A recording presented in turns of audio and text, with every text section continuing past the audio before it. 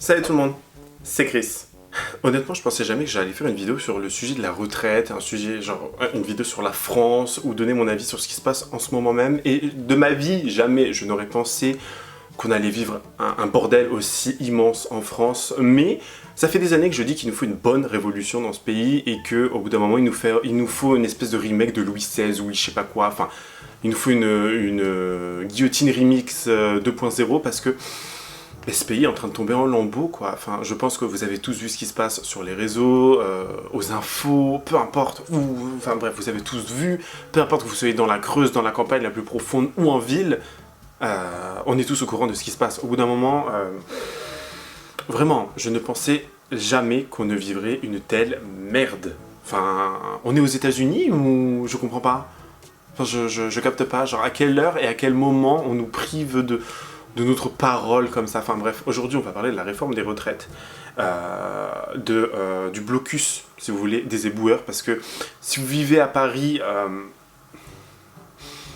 maintenant littéralement vous vivez dans un bidonville, j'ai envie de dire, parce que concrètement les poubelles c'est une catastrophe. Je vous mettrai des photos de toute façon, enfin bref. Écoutez, on peut commencer la vidéo parce que là c'est une super longue intro, let's go. Donc déjà on va parler de la réforme des retraites et tout ce qui s'ensuit derrière. C'est le 10 janvier 2023 que Elisabeth Borne, la Vioque, excusez-moi les gens qui ont son âge, hein, mais au bout d'un moment, moi je respecte pas ce genre de personnes là. Donc elle, là, la sorcière, qui a repris le dossier de la réforme des retraites parce qu'il voulait tout simplement décaler l'âge de la retraite de 62 ans à 64 ans, donc rajouter 2 ans. Déjà, c'est pas comme si on travaillait comme des chiens depuis, je ne sais pas, certains travaillent depuis leurs 16 ans, d'autres depuis 17, 18 ans, voilà, on travaille depuis des années, on nous sucre à mort dans nos salaires. Moi, mes impôts, elles m'ont pris je vais pas en parler, mais quand tu vois moins 600 parce qu'ils ont fait une erreur et que tu dois attendre juin pour récupérer tes thunes, voilà quoi, bref. Mais honnêtement, on travaille comme des chiens, on a très peu de choses. Bon, on a la sécurité sociale, ok, cool, bref. On va pas éterniser là-dessus 10 ans, mais du coup, elle a repris le dossier voilà, de la réforme des retraites, 62 à 64 ans, parce qu'il y avait plusieurs points. Je tiens à rappeler que Emmanuel Macron, en 2019, avait dit « Tant qu'on n'a pas réglé le problème du chômage dans notre pays, et ça, Dieu sait qu'il y en a énormément, franchement, ça serait assez hypocrite de décaler l'âge légal. Quand aujourd'hui, on est peu qualifié, quand on vit dans une région en difficulté industrielle, quand on est soi-même en difficulté, quand on a une carrière fracturée, bon courage déjà pour arriver à 62 ans. C'est ça la réalité de notre pays. Donc ça c'est des termes et des mots que Macron avait dit lors d'une interview en direct à la télé. Je vous le rappelle, enfin je vous passe l'extrait pour que vous puissiez voir parce que... Il y a le fameux sujet de l'âge légal. Est-ce qu'il faut reculer l'âge légal qui est aujourd'hui à 62 ans? Je ne crois pas. À compter du 1er septembre, l'âge légal de départ à la retraite sera relevé progressivement de 3 mois par an pour atteindre 64 ans en 2030. Vous savez déjà plus comment faire après 55 ans. Les gens vous disent les emplois c'est plus bon pour vous. C'est ça la réalité, c'est le combat qu'on mène. On doit d'abord gagner ce combat avant d'aller expliquer aux gens, mes bons amis, travaillez plus longtemps. C'est le délai légal. Ce serait hypocrite. Dans un premier temps, chacun le sait, nous avions envisagé de repousser l'âge légal de la retraite à 65 ans pour équilibrer le système en 2030. Comme le président de la République et moi avons pu le dire à de nombreuses reprises, ces 65 ans n'ont jamais été une fin en soi. Je veux dire, quand aujourd'hui on est peu qualifié, quand on vit dans une région qui est en difficulté industrielle, quand on est soi-même en difficulté, qu'on a une carrière fracturée, bon courage déjà pour arriver à 62 ans. C'est ça la réalité de notre pays. Donc le garçon est déjà bien hypocrite parce qu'il disait que non, il ne décalerait pas l'âge légal de la retraite, que pour lui c'était hypocrite s'il le faisait, enfin donc bon, au bout d'un moment, voilà, hein, les mots, les images parlent d'elles-mêmes, et il le sait très bien que ça va mettre énormément de gens dans la merde ou que des gens ne peuvent pas ou ne vivront pas forcément jusqu'à cet âge-là, donc les gens ont, depuis le Covid, ont eu une réalité et ont pris conscience que leur vie c'était pas le travail en fait. Leur vie c'est pas d'aller se lever tous les matins à 7 heures, d'aller à gauche, à droite et faire telle ou telle ou telle ou telle chose, vous voyez ce que je veux dire? Enfin de travailler comme des chiens en fait. On n'est plus des esclaves au bout d'un moment. Les gens veulent une meilleure vie, un meilleur cadre de vie, même s'ils touchent moins, j'avais fait plusieurs vidéos là-dessus sur le travail, hein, on est au courant, mais les gens maintenant, même s'ils touchent moins, ils veulent vivre mieux.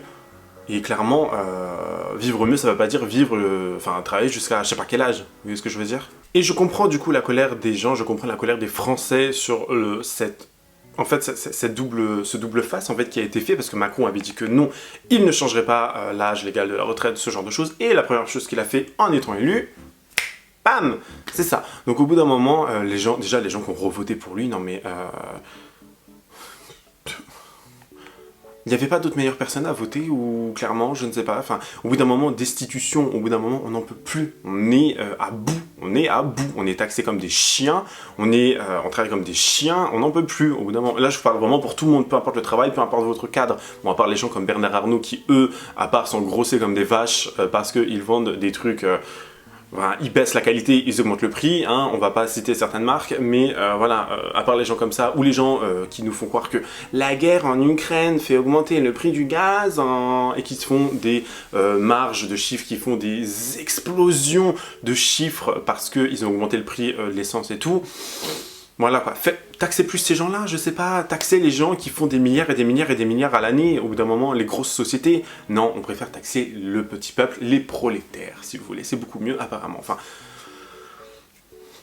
colère, je suis colère. Mais du coup, qu'est-ce que cette réforme des retraites dit? Alors je vais vous lire énormément de choses là, je suis désolé, mais parce qu'il y a énormément de points qui sont importants à apporter et à, comment dire, à mettre en lumière, parce que la réforme des retraites, on se dit, c'est que de 62 à 64 ans. Non, il y a beaucoup plus de choses que ça dans cette loi, enfin dans ce texte de loi que je vais vous lire. Donc, on est tous au courant que, voilà, la première chose, c'est le report de l'âge légal de 62 à 64 ans, mais il y a d'autres points. Donc, on a également l'accélération de l'allongement de la durée de cotisation, donc, qui veut dire que la durée de cotisation requise pour bénéficier d'une retraite à taux plein sera portée à 43 ans, soit 172 trimestres d'ici à 2027 au lieu de 2035, comme le prévoyait la réforme Touraine votée en 2014. Bon. Écoutez, ça va avec ce truc de report de je sais pas quoi. Un dispositif carrière longue pour ceux qui ont commencé à travailler à 20 ou 21 ans. Le dispositif carrière longue permet de prendre sa retraite en avance, lorsque l'on a commencé à travailler tôt. 63 ans pour ceux... c'est génial, un an. 63 ans pour ceux qui ont débuté entre 20 et 21 ans, 62 ans avant 20 ans et jusqu'à 58 ans pour ceux qui ont débuté avant 16 ans. On va dire que c'est un bon point. Hein.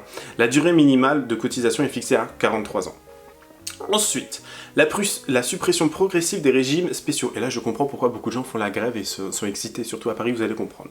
RATP, Industrie électrique et gazière, EDF, Engie, tout ça, Banque de France, mais aussi clercs de notaire et membres du Conseil économique, social et environnemental. La plupart des régimes spéciaux de retraite vont disparaître et seront désormais affiliés au régime général. Seuls les nouveaux embauchés seront concernés. Donc déjà, la RATP et tout ce qui s'ensuit, ils galèrent à recruter du monde, mais si en plus maintenant, vous supprimez les avantages qui faisaient ramener du monde, parce que je suis désolé, certes le métro est dégueulasse, certes le métro est une catastrophe, les RER, métro, tout ce que vous voulez, c'est une catastrophe ambulante dans ce pays. Au bout d'un moment, à part donner de l'argent là-bas à l'Ukraine, mettez de l'argent ici, ça ira bien plus vite, parce que on n'en peut plus, hein, des trucs, des trains qui datent de 1960, hein.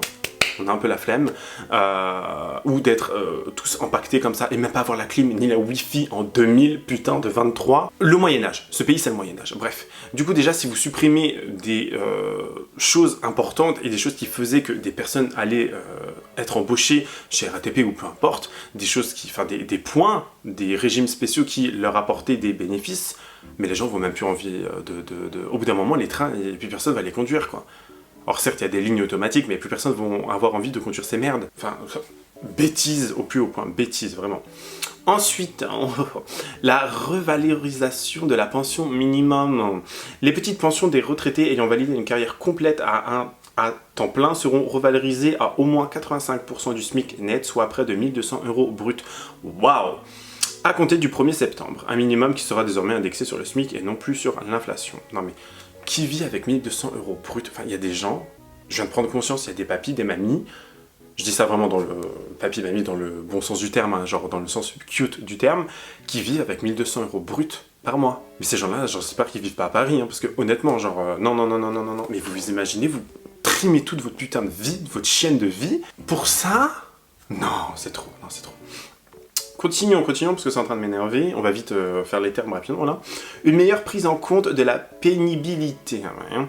Plus de 60 000 personnes supplémentaires pourront accéder chaque année au compte professionnel de prévention C2P, qui permet aux travailleurs exerçant des métiers reconnus comme pénible de cumuler des points pour pouvoir bénéficier d'un départ anticipé à la retraite. Donc je pense que c'est les gens qui sont soit dans le bâtiment, soit dans telle chose, ou tel truc, tu vois.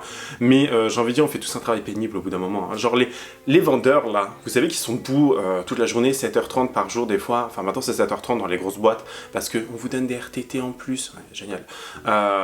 Qui travaillent voilà, 7h30 debout et qui scoltinent des enfoirés toute la journée de clients qui font « Ah merde !» Genre, hein, si vous travaillez dans la vente, vous voyez ce que je veux dire. Ça aussi c'est un travail pénible. Tout le travail est pénible. Dans la philosophie même, dans la définition du travail dans la philosophie, c'est quelque chose de pénible, le travail. C'est quelque chose qui est chiant, qui nous fait du mal. C'est pour ça que quand on dit qu'une femme va donner naissance, on dit qu'elle va en salle de travail parce que ça fait chier en fait. Enfin, ça fait chier. C'est que ça fait mal. Vous voyez ce que je veux dire? C'est pas un truc genre « Wouh, boum, je te sors le bébé », tu vois ce que je veux dire? Non, c'est vraiment genre, ça te fait chier.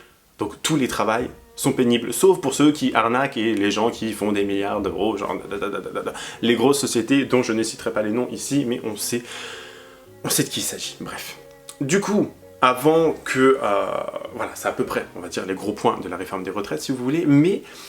Bien évidemment, vu que personne n'était pour, presque, à l'Assemblée nationale, ou tout ce genre de trucs là, de bêtises, où tout le monde se gueule dessus, ou joue à Candy Crush là-dessus, ou ce genre de trucs, voilà, enfin, les clowns, voilà, qui sont là-bas, beaucoup de gens n'étaient pas d'accord, donc le peuple, les Français n'étaient pas d'accord, mais aussi des gens de l'Assemblée nationale, beaucoup de gens de l'Assemblée nationale n'étaient pas d'accord.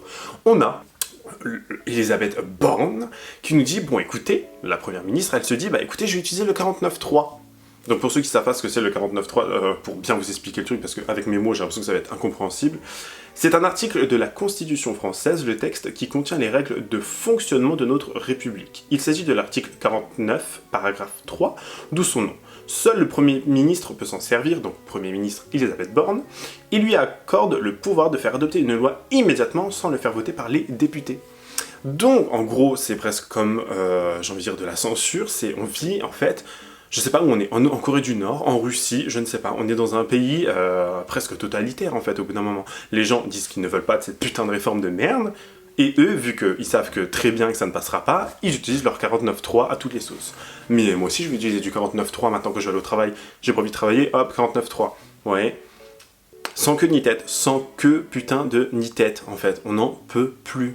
Du coup, c'est pour ça que depuis des semaines, on a des gens qui défilent dans toute la France entière, qui font des blocus sur les aires d'autoroute, enfin sur les routes d'autoroute, qui font des blocus à gauche, à droite, dans toutes les villes, qui font tout pour faire chier en fait le monde, et ils ont totalement raison, je suis de toute force, enfin je apporte tout mon soutien et ma force à ces gens-là. On a également, regardez les images qui passent à la télé, il y a des scènes chaotiques. Paris, c'est une poubelle, c'est le cas de le dire, hein, c'est vraiment une décharge, vraiment. On a des scènes chaotiques de gens qui boulent des poubelles, qui cassent des choses, qui font ci, qui font ça. Enfin, vraiment, c'est l'anarchie. J'ai l'impression, on est, je ne sais pas où, enfin, les gens sont en train de se révolter. Ils ont, encore une fois, totalement raison. On compte beaucoup de gens, il y a des gens qui ont fait des choses pacifiquement, donc les marches avec la CGP, ce genre de trucs. CGP, hein, je crois, c'est comme ça qu'on dit, ou CEG, je sais plus. Enfin bref, avec les gens là qui marchent là pour le travail là. Tous ces gens-là, voilà, ils font des choses pacifiquement, mais au bout d'un moment, les gens sont obligés de se révolter, et je comprends parfaitement. Enfin, je suis totalement d'accord avec eux, encore une fois, on est bien d'accord. On a également, là on vient à la partie un peu plus dure on va dire, on a les éboueurs qui font des grèves depuis pas mal de temps, bon c'est en train de revenir à la normale, mais je vous mets des photos juste à côté de là où je bosse, je vous mets des photos, la gueule des poubelles quoi, il y a des poubelles, enfin, je savais pas qu'on vivait dans un bidonville, je ne savais pas qu'on était je ne sais où, enfin c'est une catastrophe. C'est dégueulasse, regardez l'image qu'on se paye à l'étranger, regardez ce que les gens pensent de nous à l'étranger, en mode genre... Les gens, genre ils sont contents, ils font des TikTok, là les poufs d'Instagram, elles font des TikTok en mode avec mon Birkin, attendez je danse tout de poubelle et je me la pète parce que Emily in Paris, oh ta gueule. Bref, je suis trop vénère. Et voilà, des poubelles partout, bon ça revient petit à petit à la normale, mais imaginez l'image qu'on se paye quoi à l'étranger, genre partout. C'est dégueulasse, même en Asie, il n'y a pas ça quoi, alors que Dieu sait qu'il y a énormément de poubelles dans les rues le soir. Mais là, non, c'est trop. Franchement, c'est trop. L'image que ça donne pour les JO qui arrivent l'année prochaine, enfin dans un peu moins d'1 an je crois, tout ça, ça donne même pas envie. Ça donne même pas envie pour les touristes de venir. Ils doivent se dire mais putain, qu'est-ce que c'est que ça? Ou les informations qui montrent les gens qui se révoltent et que les rues qui brûlent. Les gens n'ont forcément pas envie de venir, je pense. Donc, encore une fois, c'est pas la faute des gens qui font ces actes-là ou qui font les grèves, c'est la faute du gouvernement. Et les flics, bon, qui tabassent, qui mettent des coups de matraque, des bombes lacrymo, qui insultent les clochards, les gens, qui tapent des femmes, des petits vieux, tout ça. Eux, on n'en parle pas parce que eux, ils seraient de notre côté, ça irait bien plus vite. Mais bon, quand t'es des petits chiens qui sont aux ordres, au bout d'un moment, voilà. Mais bon.